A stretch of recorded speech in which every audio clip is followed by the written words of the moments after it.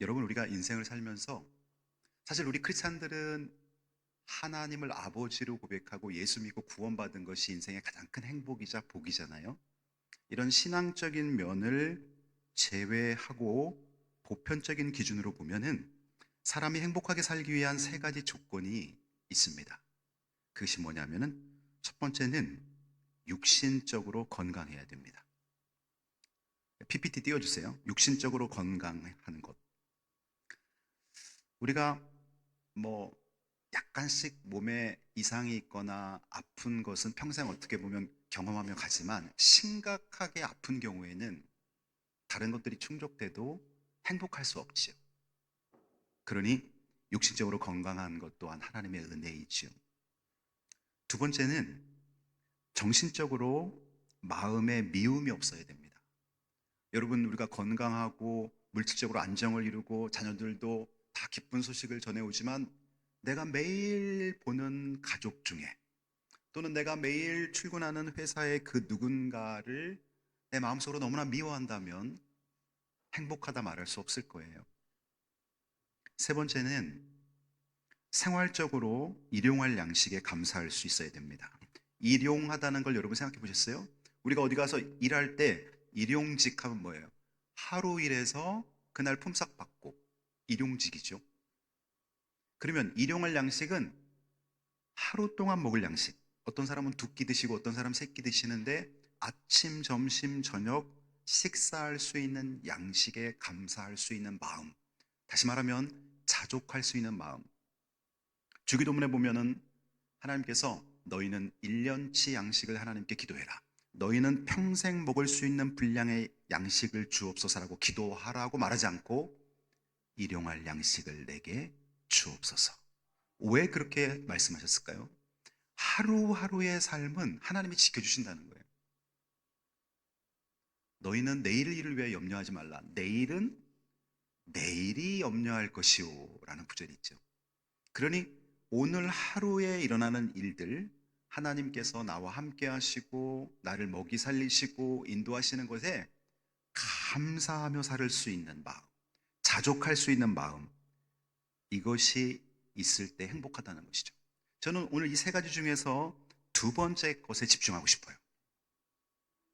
미움을 우리가 어떻게 해결할 수가 있을까? 미워하는 마음을 어떻게 용서할 수가 있을까? 굉장히 중요한 부분입니다. 자, 오늘 본문 44절 윗구절인 43절에 보면요, 또 내 이웃을 사랑하고 내 원수를 미워하라 하였다는 것을 너희가 들었으나. 그러면 여기서 보면 내 이웃을 사랑하고 내 원수를 미워하라 하였다.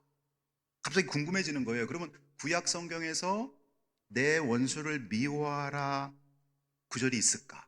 없어요.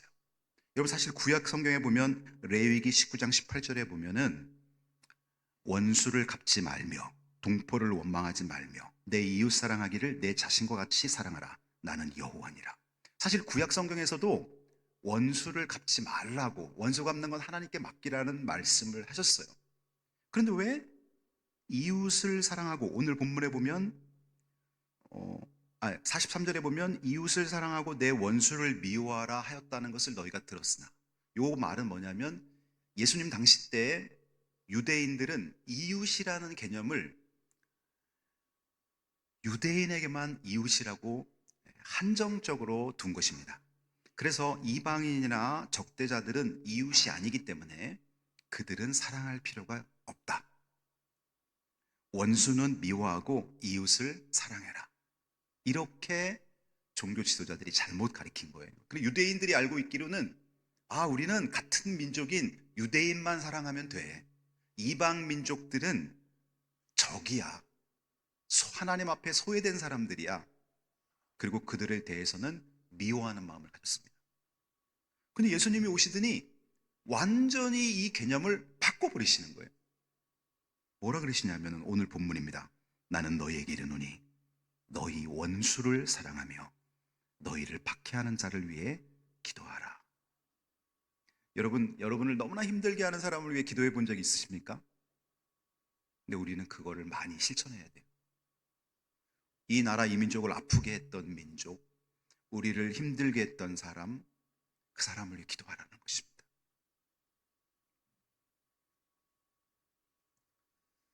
살다 보면 누구에게나 마음속에 미움이 생깁니다. 자, 손은 들지 말고 스스로 한번 여러분 답을 해보세요.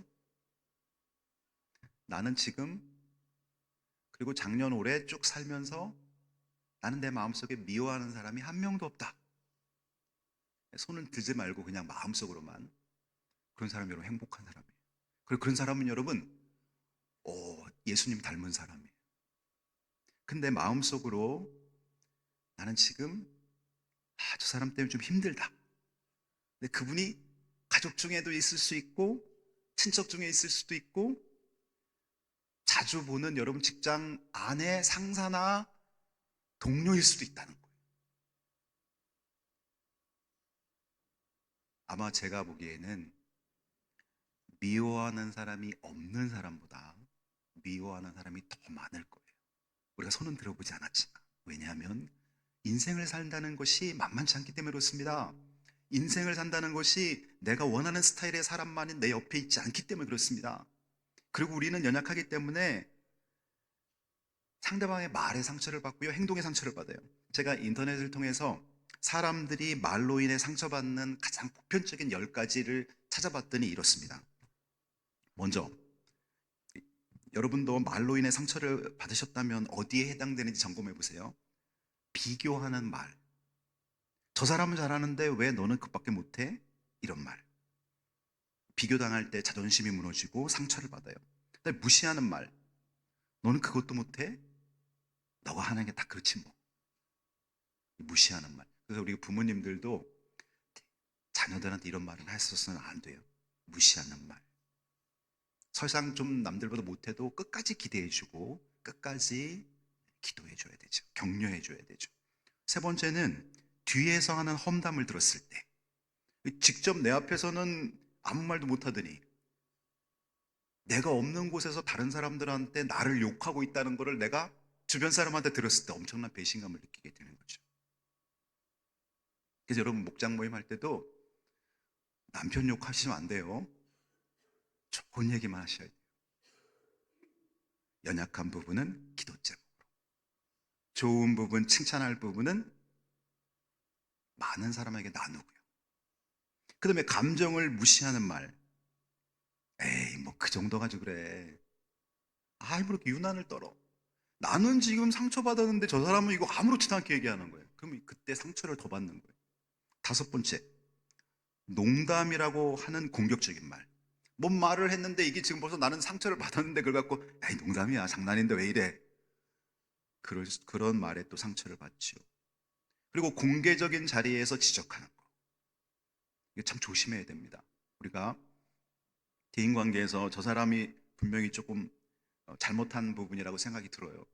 그런데 내가 그 사람을 정말 아낀다면 식사 한번 같이 하고 차 한번 마시면서 이런 부분은 이렇게 하면 좋겠어 라고 이야기해 주면 좋은데, 이 사람한테는 아무 말도 안 하더니 사람들이 여럿이 모인 데 가갖고 자기 상처받았다 그러면서 이 사람 행위를 다 얘기해 버리면 그 사람도 상처받는 것이죠.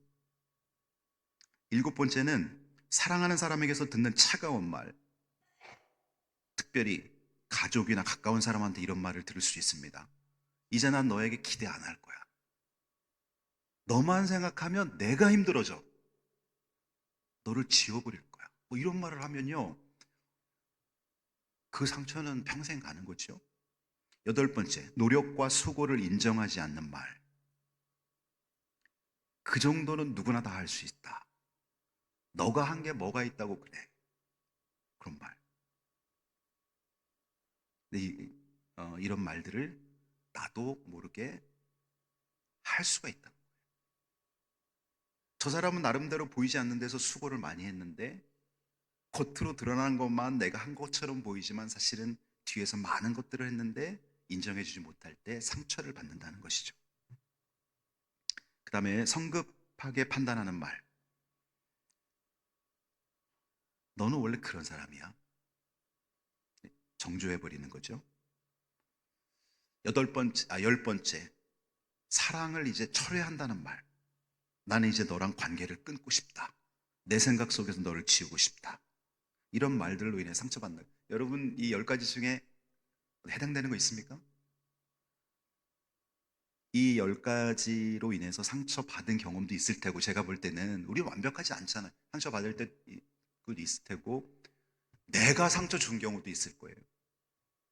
여러분 이 10가지 중에 한 번도 실수 안 한 자신 하시는 분 있어요?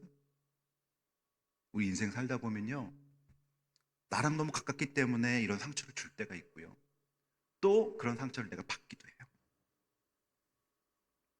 그 다음에 행동으로 인해 상처를 받기도 해요. 제가 찾아보니까 5가지가 주로 이제 행동으로 상처를 받는데, 약속을 지키지 않을 때, 약속을 한 번 정도 안 지켰을 때는 한 번 더 기회를 주는데, 2번, 3번 약속을 지키지 않으면 상처를 받죠.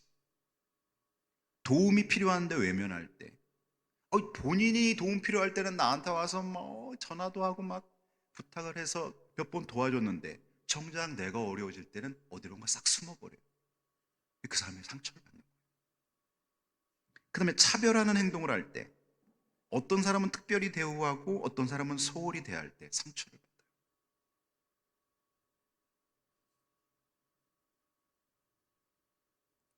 제가 만일 우리 교회에서 뭐 예를 든다면, 장로님들하고 시간 보내는 거는 제가 막 특별히 막 시간을 내 갖고 막 장로님들하고, 근데 우리 교회 오신 지 얼마 안 되는 새 가족이나 또 뭐 그런 분들한테 그거는 잘 제가 만나주지도 않고 밥도 안 먹고, 그런다면 어떻게 될까요?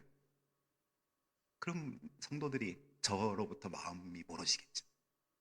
목사님은 사람을 차별하나 봐. 차별할 때 상처받는 거죠. 주일학교 어린아이로부터 80이 넘은 어르신들까지 똑같이 존중하고 사랑해주는 목회자가 돼야겠죠. 또 우리 그런 성도가 돼야겠죠. 그 다음에 말과 행동이 다를 때, 말은 이렇게 하면서 뒤에 가서 다른 행동하고, 근데 5번째는 사과하지 않는 태도를 보일 때, 우리 살다 보면 잘못할 수 있잖아요.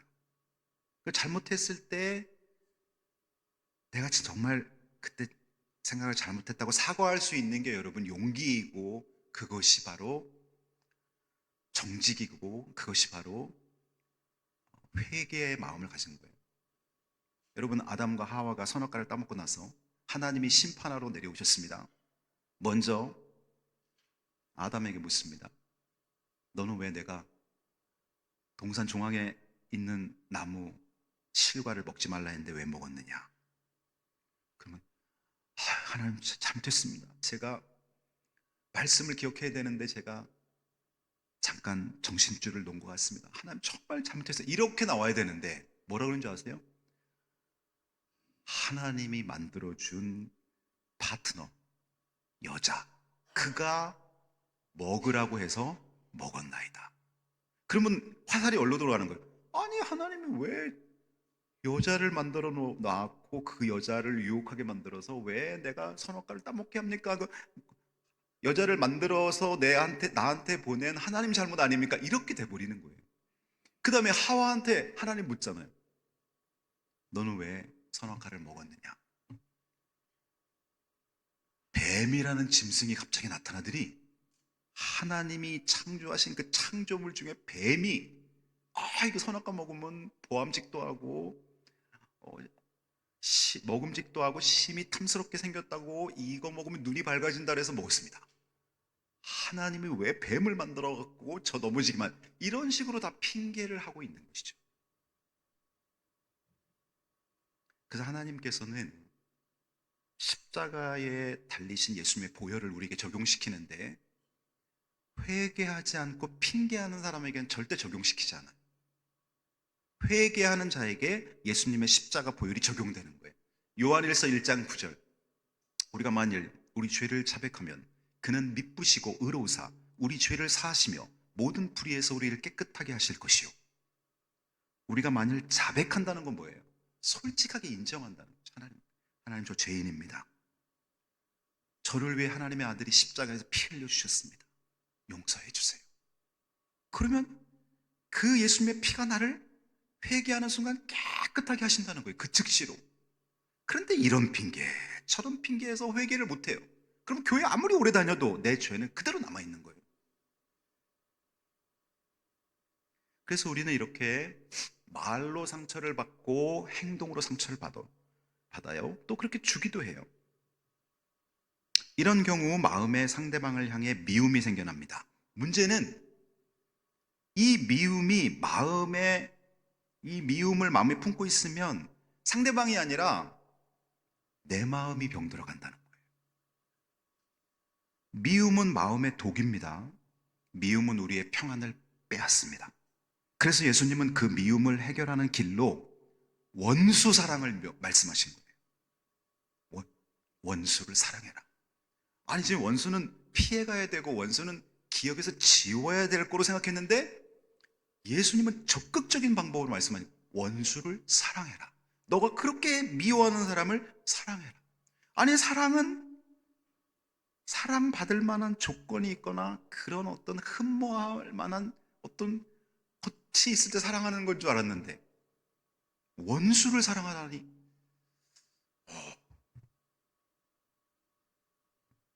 근데 여러분 들어보세요. 놀랍습니다. 왜 원수 사랑이 위대한 승리의 길이냐면은 우리가 원수를 사랑해야 되는 가장 큰 이유는 하나님이 먼저 우리가 하나님과 원수 됐을 때 우리를 사랑하셨어요. 로마서 5장 10절. 우리가 아직 죄인 되었을 때, 자 여기 나오잖아요. 우리가 아직 죄인이 되어서 하나님과 원수 관계. 여러분 죄를 지면 하나님 반대편에 있는 타락한 천사인 마귀의 편이 됩니다. 죄를 지면 그렇게 돼요. 거룩을 상실하기 때문에.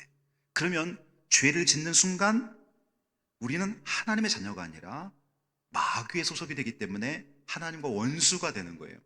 우리가 아직 죄인 되었을 때, 다시 말하면 하나님과 원수지간일 때 그리스도께서 우리를 위해 죽으심으로 하나님께서 우리에 대한 자기의 사랑을, 하나님이 우리를 얼마나 사랑하는지를 확실히 증명하였느니라. 하나님의 사랑은 원수된 우리를 위해서 자기 아들을 대신 죽게 하는 걸로 확실히 증명했다는 거예요. 그러니까 여러분 하나님 앞에 하나님 저 사랑하세요 이런 질문하는 건 바보예요. 하나님 벌써 다 보여주셨잖아요. 원수된 우리를 위해 자기 아들을 십자가에 못 박고 우리 죄를 아들에게 상쇄시켜버렸단 말이에요.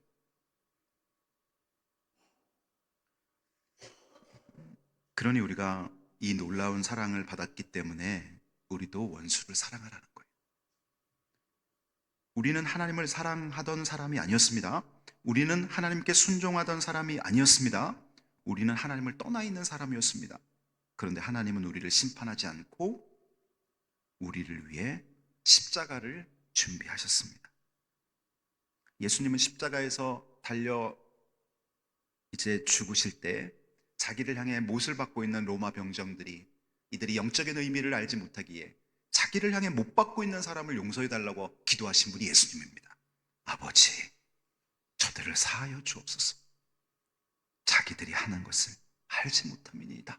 이렇게 말씀하셨어요. 이것이 바로 십자가입니다. 십자가는 원수를 향한 사랑의 실천입니다. 우리가 그 사랑을 경험했기 때문에 우리도 원수를 사랑하라는 거예요. 여러분을 미워해서 여러분을 지금 힘들게 하고 있는 분을 사랑하시는 것입니다. 원수를 사랑하는 방법, 마지막으로 이 네 가지를 꼭 기억하셔야 됩니다. 첫 번째는요, 감정이 아니라 믿음으로 결단하라는 거예요. 여러분, 내 마음속에 저 사람을 긍휼히 여길 마음이 생기면 제가 저 원수를 품겠습니다. 그럼 평생 못해요. 아니 지금 내가 상처받아갖고 막 골마 터지고 있고 저 사람만 보면 막 심장이 두근거리고 막 저녁으로 잠을 못 자고 우울하고 있는데 어떻게 감정이 새로워지길 기다립니까? 감정으로 원수 사랑을 하는 게 아니라 결단하는 거예요. 하나님이 제가 죄인일 때 저를 위해 아들을 못 박으셨죠? 하나님이 원수를 사랑하라고 하시니까 제 주님 바라보며 사랑하기로 결단합니다. 이렇게 하셔야 된다는 거예요. 저 사람이 나를 찾아와서 뭐 화해하면 사랑하겠습니다. 이런 평생 못해요. 그분은 그분대로 존재 그대로 두고 내가 사랑하기로 결단하는 것입니다. 두 번째, 그렇게 결단하셨으면요, 원수를 위해 기도하기를 시작하십시오. 기도는요, 사람의 마음을 바꾸는 가장 위대한 능력이에요. 오늘 본문에 보면은 너희를 박해하는 자를 위하여 기도하라, 그렇게 말씀하셨잖아요. 원수를 사랑하라 그래놓고 예수님께서 너희를 박해하는 자를 위해 기도하라.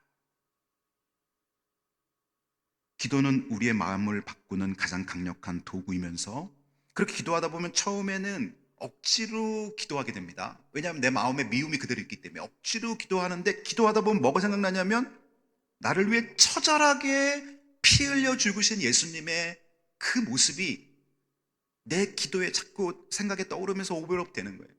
그 사람의 그 사람의 태도, 그 사람의 눈빛, 그 사람의 말 위에 나를 위해 처절하게 죽으신 예수님의 그 십자가 죽으신 그 모습이 자꾸 이렇게 오버랩 되는 거예요. 오버랩 되면서 어떤 생각이 드냐면은,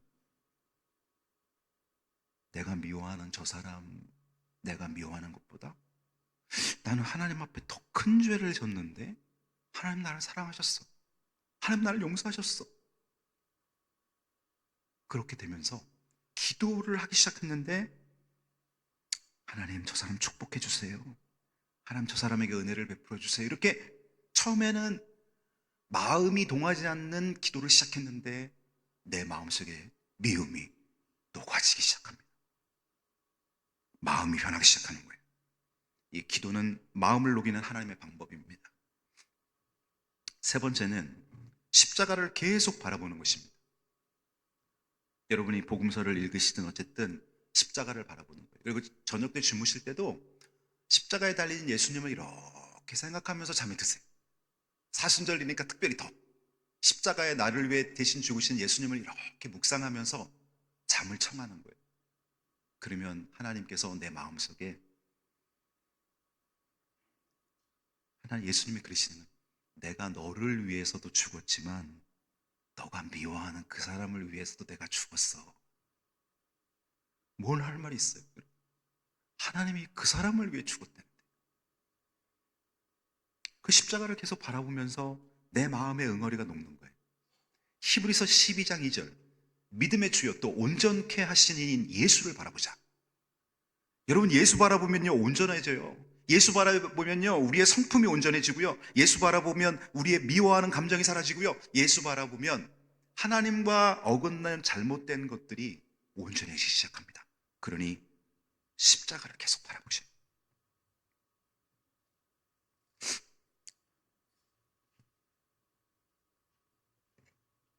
제가 예전에 그 조용규 목사님 책에서 이런 예화를 하나 읽은 적이 있어요. 여의도 순복음교회에 다니는 어떤 40대 여자 집사님이 자기 간증을 올린 겁니다. 이분이 이제 결혼해서 살다 보니까 시어머니랑 갈등이 아주 심해진 거예요. 뭐 누가 잘못하고 잘하고 이런 걸 떠나서 어쨌든 시어머니를 굉장히 미워하게 된 거예요. 시댁도 가기 싫고 시어머니 뵙기도 싫고, 그러니까 결국 괴로운 건 자기가 괴로운 거예요. 왜냐하면 시어머니와의 관계에 맞물려서 내 남편은 내가 미워하는 분의 아들이잖아요. 내 자녀들은 내가 미워하는 분의 손자잖아요. 그러니까 이게 시어머니만 딱 떼서 생각할 수 없는 거예요. 그렇던 차에 교회를 갔는데 목사님이 말씀을 전하는데 십자가 사랑을 전하는, 하나님이 당신을 위해, 당신이 죄인이었을 때 당신을 위해 자기 아들을 십자가에 못 박았습니다. 당신도 당신을 힘들게 하는 그 사람을 사랑해야 됩니다. 그리고 와서 이분이 기도를 하는데 자기 시어머니, 미워했던 시어머니 얼굴 위에 십자가에서 못 박혀서 손에 대못 자국이 나서 구멍이 뚫려 있는 예수님의 구멍난 그 처절한 손이 자기 시어머니 얼굴에 이렇게 겹쳐지는 걸 자기가 느끼게 되는 거예요. 이렇게 겹쳐지는 거예요. 그러면서 자기 예수님의 그 구멍난 손 안으로 그 자기 시어머니가 보이기 시작합니다. 그래서 이분이 기도하면서 막 눈물을 흘립니다. 그리고는 자기 시어머니를 위해서 기도하기 시작했는데 응어리가 풀리기 시작하는 거예요. 그리고 시어머니를 만나서 마음에 있는 대화를 하기 시작합니다. 그리고는 관계가 좋아집니다. 하나님이 원하시는, 내가 미워하는 사람을 용서하는 능력을 삶으로 경험하게 되는 거예요.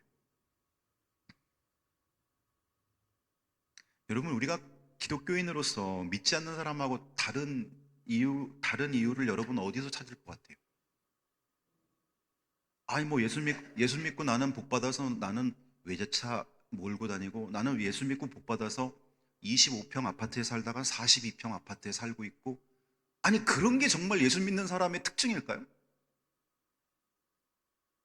나는 예수 믿기 때문에 내가 그렇게 미워했던 사람 용서했어. 아니 이런 게 정말 예수 믿는 사람의 능력이지. 내가 정말 그렇게 싫어하고 그 사람 때문에 눈물 흘리던 그분을 내가 십자가를 바라보면서 품게 되었어. 그 사람 사랑하게 되었어. 아니 이게 예수 믿는 사람의 능력이죠. 이게 여러분들이 그렇게 되길 바랍니다.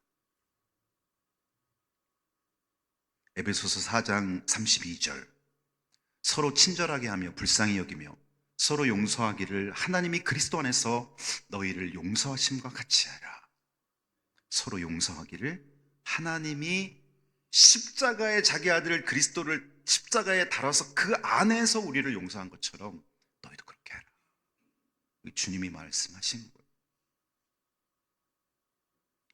제가 1995년 대학원 다닐 때 온누리교회 청년부를 가서 거기서 들은 은혜로운 간증 하나를 해드립니다. 우리 교회에서 예전에 한번 간증을 했었는데요. 1990년대 전 세계적으로 기독교 부흥이 활발하게 일어났던 때에 우즈베키스탄에서 일어난 사건입니다. 어떤 한 선교사님이 우즈베키스탄에 가서 한 마을을 전도하기 시작합니다. 우즈베키스탄의 언어를 배우고 그 다음에 그 동네에 필요한 것들을 공급하기 시작합니다. 의약품을 본국에서 지원받아서 그 마을에 지원하기 시작하고요. 그 마을에 필요한 어떤 도로를 닦는 일들도 막 하기 시작하고, 그 사람들이 이 선교사님을 좋아해요. 그러면서 선교사님이 그 마을에 자기가 살고 있는 집에서 성경 공부를 개설해서 마을 사람 몇 명이 성경 공부를 하기 시작하는 거예요. 근데 그 자리에 그 마을 추장 부인이 참석했습니다. 그리고 성경을 공부하면서 예수님을 구주로 영접하고 성령으로 거듭나게 되었어요. 그런데 소문이 어떻게 나냐 하면은, 아니 이 마을에는 대대로 믿고 있는 조상신이 있는데, 이 부족신이 있는데, 아니 어떻게 추장 부인이 외부에서 들어온 서양신을 저렇게 믿지? 이런 소문이 나면서 이 추장이 갑자기 궁지에 몰리기 시작한 거예요. 그 자기 부인을 불러다가 그 선교사님이 예배드리는 곳에 당신 가지 말아라. 당신이 한 번만 더 가면 내가 가만두지 않겠다. 근데 이 추장 부인이 예배드리는 걸 멈출 수 없어서 사람들과 함께 그 예배 자리에 갔다 오다가 남편한테 발각이 돼서 죽도록 맞게 됩니다. 이 추장은 자기 부인을 정말 죽도록 때리고 들판에다 버려버렸습니다. 근데 죽지는 않았어요.